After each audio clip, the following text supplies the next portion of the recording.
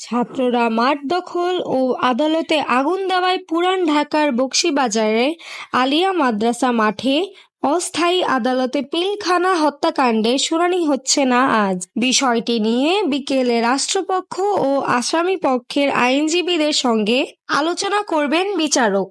বৃহস্পতিবার সকালে বিডিআর বিদ্রোহের মামলার বিচার কাজ বকশীবাজার এলাকার সরকারি আলিয়া মাদ্রাসায় অস্থায়ী আদালতে শুরু হবার কথা ছিল, কিন্তু মাদ্রাসা মাঠে অস্থায়ী আদালত বসানোর প্রতিবাদে রাত থেকেই আলিয়া মাদ্রাসা মাঠে লাঠিসোঁটা নিয়ে অবস্থান নেন প্রতিষ্ঠানটির শিক্ষার্থীরা।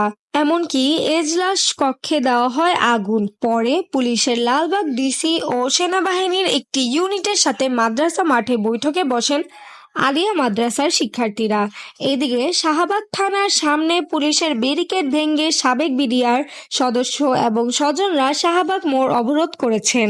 এর আগে সকাল থেকে তারা শহীদ মিনারে অবস্থান করে বিক্ষোভ করেন। তাদের দাবির মধ্যে রয়েছে পিলখানা হত্যাকাণ্ডের জেলবন্দীদের মুক্তি, মিথ্যা মামলা বাতিল, চাকরিচ্যুতদের চাকরিতে পুনর্বহাল করতে হবে। তাদের দাবি, বিগত সরকারের নীল নকশায় পরিকল্পিতভাবে বিডিআর সদস্যের ফাঁসানো হয়েছে। একই সাথে তারা পিলখানা হত্যা মামলায় পুনর্তদন্তের দাবি জানিয়েছেন। এছাড়াও ক্ষতিপূরণ দাবি এবং 25শে ফেব্রুয়ারি সেনা হত্যা দিবসের হিসেবে পালনের দাবি জানান তারা। স্থান কর্মসূচিতে বক্তারা বলেন, দীর্ঘ 16 বছর ধরে মানবেতর জীবনযাপন করছেন। চারপাশের মানুষজনের কাছে তারা নিগৃহীত হয়েছেন। তাদের দাবি না মানা পর্যন্ত অবস্থান কর্মসূচি চলমান থাকবে বলেও জানান তিনি। আলিয়া মাদ্রাসার শিক্ষার্থীদের দাবি, মাঠটিতে মাদ্রাসার পূর্ব নির্ধারিত বার্ষিক সাংস্কৃতিক অনুষ্ঠান হবার কথা হয়েছে, ফলে সেখানে আদালত বসতে দেওয়া হবে না। শহীদ মিনারে অবস্থানরত বিডিআর পরিবারের সদস্য শাকিল আহমেদ বিবিসি বাংলাকে জানান, গত 28শে নভেম্বর এই মামলার জামিন শুনানি করেননি আদালত।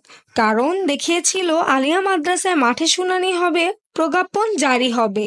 উল্লেখ্য, 2009 সালের 25 ও 26শে ফেব্রুয়ারি ঢাকার পিলখানায় সীমান্তরক্ষী বাহিনীর সদর দপ্তরে বিদ্রোহের ঘটনায় 57 সেনা কর্মকর্তা সহ মোট 74 জন নিহত হন।